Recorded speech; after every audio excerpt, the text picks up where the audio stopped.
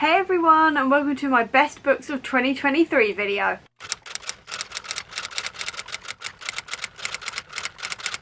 It's now officially 2024, so it's time to look back at the previous year and go through some of my favourite reads of the year. This is not going to include my rereads because that's just like a given that they were a favourite because I have reread them. This is all entirely going to be brand new books that I read for the first time last year. So let's talk about them. I'm going to start with the one that I'm kind of biased on, and that is A Christmasaurus Carol by Tom Fletcher. If you are new to this channel and do not know much about me, I am a massive fan of Tom Fletcher and his band McFly. They are my favourite band of all time. Half my jewellery and everything is dedicated to them. I've seen them like 26 odd times live at this point, twice last year in the in 2023, so many other things, and I also adore Tom's books. So naturally the Christmasaurus Carol, which is the fourth one in the Christmasaurus series, is definitely on this list because I'm a little bit biased, but it was also really good fun. If you do not know what this is a story about William Trundle, who is a young wheelchair user,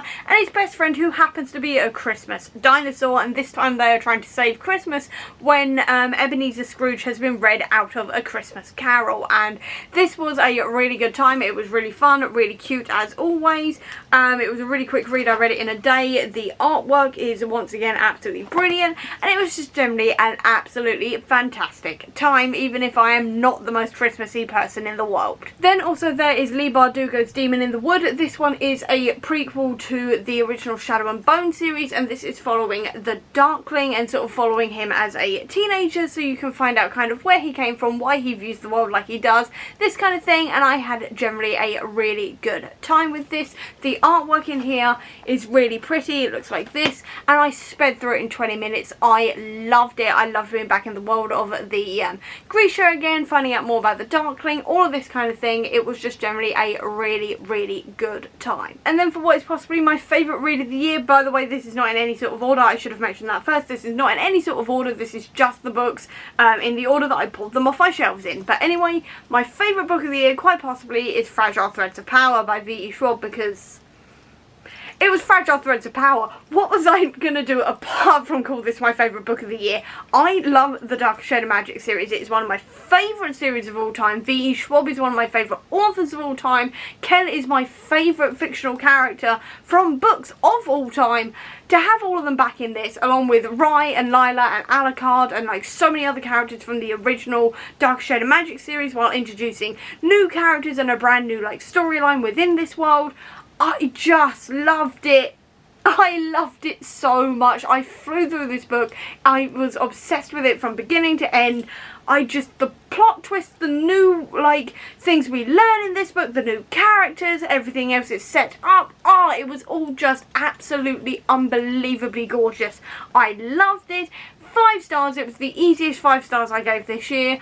I absolutely loved it. It is definitely one of my favourite books of all time now, once again, proving V.E. Schwab is like my #1 author and I am Schwab trash. This was absolutely incredible. I absolutely loved it, and naturally it was a 5-star read, and naturally it is one of my favourite books of the year, if not my favourite book of the year. Then I have 2 books from the same author, and that is Derek Landy and the Skullduggery Pleasant Universe new releases. So that is Bad Magic, which is the 18th book technically in the series, which is set after Until the End, and then also Hell Breaks Loose, which is the prequel to before the first book. So what I'll do is talk about Bad Magic first. This one is a graphic novel, and it looks like this on the inside, and we are dealing with Skullduggery and Valkyrie dealing with a like town where there's a lot of mysterious deaths. This was absolutely brilliant. I loved being back in the world again. Skullduggery and Valkyrie's banter was absolutely incredible. I loved all of that. I loved the details in this one, and it was just generally a really good time. And then also Hell Breaks Loose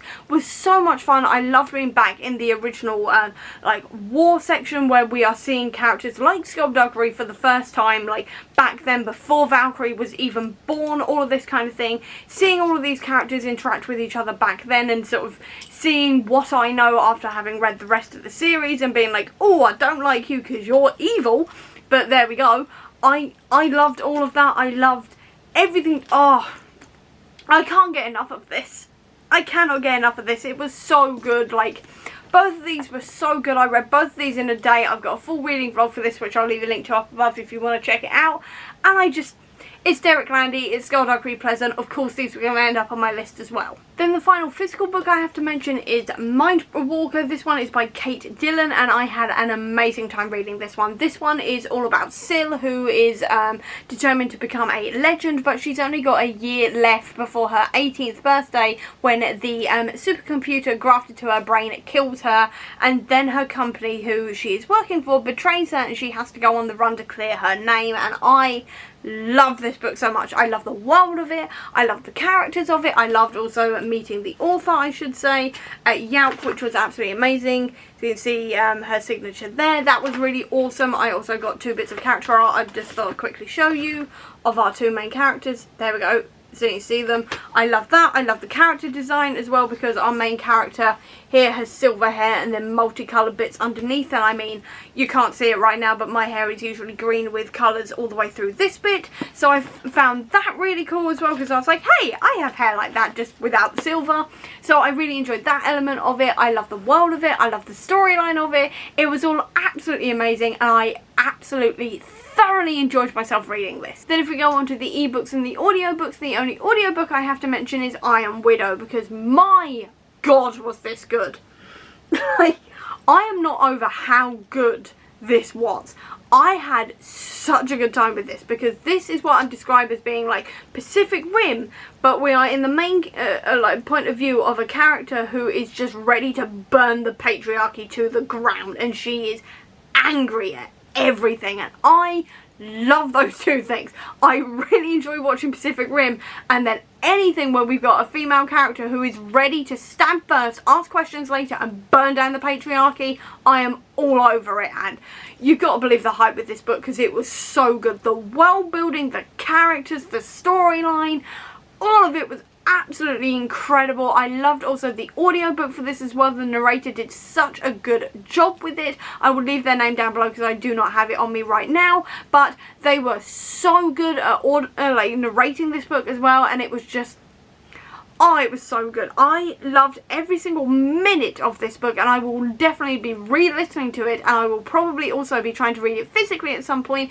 to make sure I do not miss a single bit of detail in this book, because it was so good. Then also, speaking about women burning down the patriarchy, I've also got to mention the Book Eaters here, because Sun Yi Dean did such a good job with the Book Eaters, because this is all about a world which is basically our world, but there is a species who look human, but they eat books to survive instead, and then within that species there is then also the Mind Eaters who eat minds instead, and obviously that is not a good thing, because if you eat someone's mind, they're probably going to die, and they're trying to keep themselves safe and everything else, but it is an incredibly patriarchal society, and we are following our main character, who is a mother of one of these Mind Eaters, trying to keep him safe. And I loved this. I loved the critique again on the patriarchal society and patriarchal ideals.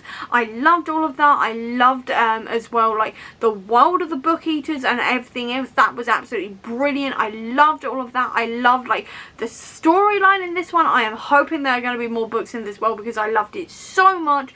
It was so good. I absolutely adored it. If you have not read the Book Eaters yet, go and do it, because it is incredible. And then if we go on to the opposite end of things, I've got a couple of sweeter things to mention to wrap this video up. The first one is Heartstopper, because this was my first set of 5 stars of the year, because I loved Heartstopper so much. I was really nervous going into it because I'd never read a webtoon before, and also I have always said that contemporary romance is not my thing, and then I loved it. And then I sped through the entire thing in a day.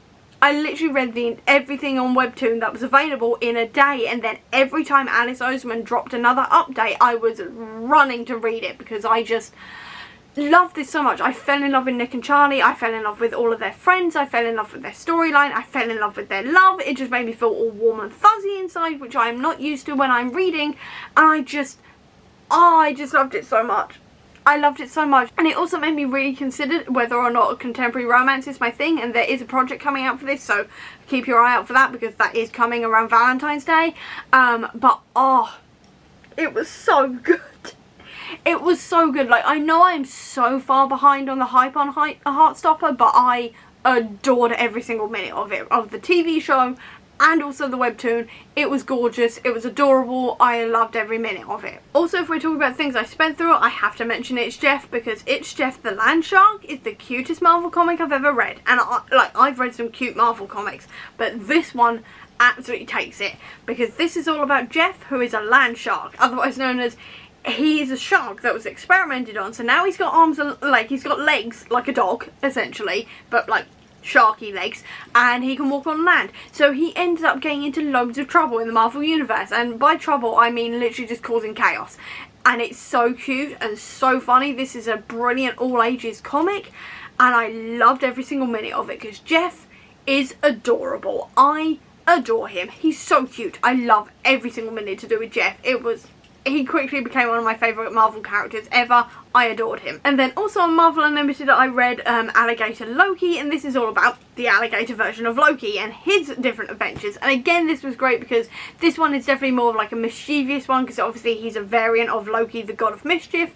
So he was really great fun. Again, I gave it 5 stars. I absolutely sped through his comics and thought they were brilliant. And then the final thing to mention is Marvel Action Chillers, and this is a series of very short stories where Ironheart is teaming up with Stephen Strange on Halloween, and they're trying to deal with Halloweeny spooky things. And it was just so much fun because it was Ironheart, it was Doctor Strange, and they were teaming up together. And Ironheart and Doctor Strange are two of my favourite characters of the Marvel comics, and seeing them deal with spooky things just made my Halloween heart happy, essentially. It just made my Halloween loving heart happy, and that was all there was to it, and I loved every single minute of it. And that is all of my favourite books of 2023. So I hope you enjoyed this video. If you did, please do give me a thumbs up. Comment down below, tell me your favourite book of 2023. I'd love to know. Or if you don't have that much time, leave me an alligator emoji down below to let me know that you were here. I'll also leave a link as well down below to all of my social media fun to check it out, including to the Comic Book Sanctum, which is my website dedicated to Marvel Comics, which covers a lot of the comics I've just mentioned if you want to check that out and find out more about them.